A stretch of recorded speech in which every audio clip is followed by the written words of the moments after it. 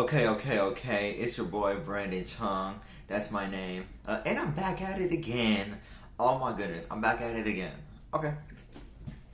Today I want to talk about some, as per usual. This time we're talking about sports cards investors versus sports cards flippers. So real quickly, I want to say these are, I guess, two different ways to make money in the sports cards. I think both of them are good ways. I'm just going to point out the, I guess, differences in them. I think this will be just a very quick, knowledgeable lesson for new and people that are currently doing the sports card business. So let me just get straight into this. So first, I want to start off by talking about sports card flippers. So I guess flipper, I would say normally is someone who's going to buy and sell, a product. Or, in the sports card world now, they're going to grade, get the card back, and then sell the product right after. Or even on the other side, they're going to buy a pack or a box and then resell that. So that's what I have to say about that. Flipper is a more short-term play. It could be months, it could be barely a year. I really don't know, but a flipper is normally more of a short-term investment. Short-term. Being a sports card flipper, it can feel pretty quick, especially if you're literally just gonna buy buy a box and then resell it. Like that might take a couple weeks. That's pretty quick. A flipper, being a sports card flipper is normally really for any card. But especially like sometimes young players like rookies, if people are suspecting Ja Morant gets Rookie of the Year, people could probably look up the Rookie of the Year announcement date and then buy Ja Morant cards like a little bit before that Rookie of the Year announcement happens, and then sell it either after he's been announced or right before he's been announced or something like that, right? A few other examples of flipping is like documentaries or any sort of TV show, like that includes any sports athlete, like this past Jordan documentary. People who bought Jordan cards like in April and then sold those cards off when the documentary was going on. That's a flipper. That's a real good way to make money, man. I did not suspect that, and that kind of changes my sports card mindset a little bit. So now I'm thinking more outside the box around these things, or I'm trying to. And also Hall of Fame inductees. So I bet people, when Kobe Bryant, Kevin Garnett, and then Tim Duncan got all nominated to the Hall of Fame, I bet people were buying sports cards way before then and just waiting until that moment, and then they were selling the card. Or on the flip side, some people are going to sell the card the night or the day of the Hall of Fame the actual Hall of Fame speeches. Basically, flipper is, a lot of times it's the events, or even certain games like playoff games and stuff, like the fantasy aspect of like football. That's a really big flipping opportunity there. Fantasy football, it's all about who's going to make the next round of the playoffs, right? In terms of the sports card world. In terms of real fantasy football, it's about individual performances. As we've seen last year, like Garoppolo's price shot up. Mahomes' prices shot way up, right? So there is a big flipping aspect to the sports card game that is fun and is very risky at the same time. My apology, I never realized my mic was not connected this whole time. So hopefully the audio sounds better for the second part of this video. So now we talked about sports cards flippers. Let's switch over and talk about these sports cards investors. So I probably consider myself a sports card investor too. Mainly, investor is more of a buy and hold type of sports card person. Sports cards investors, probably at least a few months, I would say. Like, I haven't really sold any cards yet, so I've been holding on to my cards a while, so that's more like investing in my cards. And with this investing game, it can feel very slow, especially if you're not as a patient person, especially if you want that action, you just want the sales quick. it's going to be very hard for you to be an investor, because investor can be months, it can probably years, probably multiple years.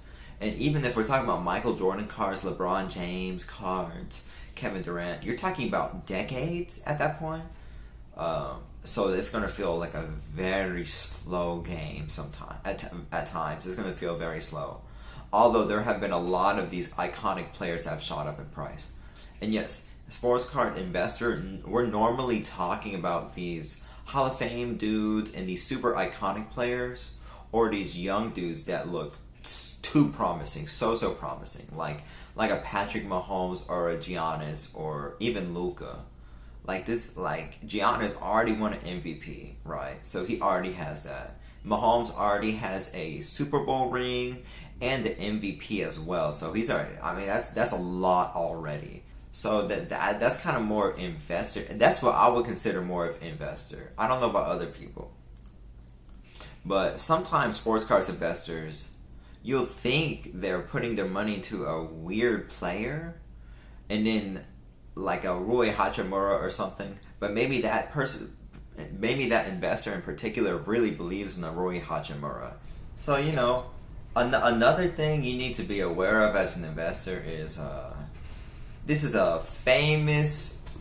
like one of the most famous Warren Buffett quotes, but he's saying time in the market beats timing the market.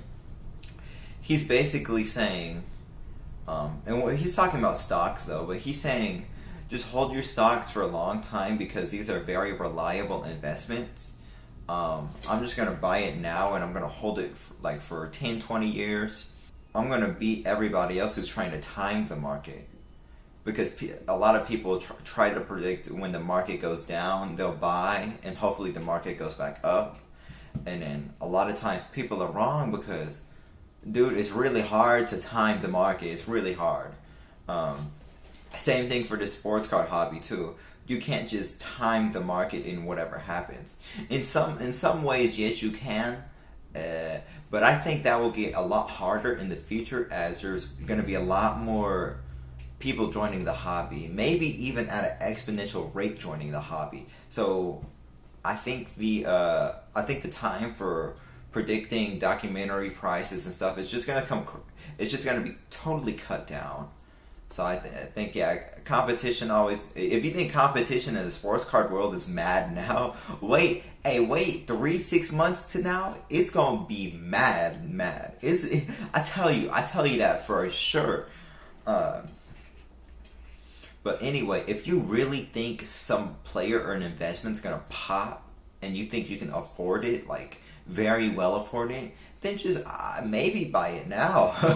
I mean, now might be the best time if you think that card is at a good price. Now, if you think the card's overpriced and it could come down, then maybe wait. And of course, self-awareness is very important. But time in the market, holding superstar players for a year, it's probably more profitable than holding the card for a month, because you might just buy it in a month and flip. So maybe a year hold is much better.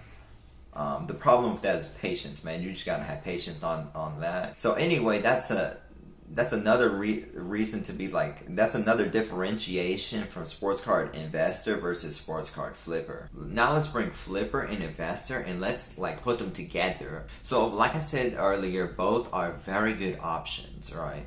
And I'm doing a little bit of both, because there's some cards I really don't want.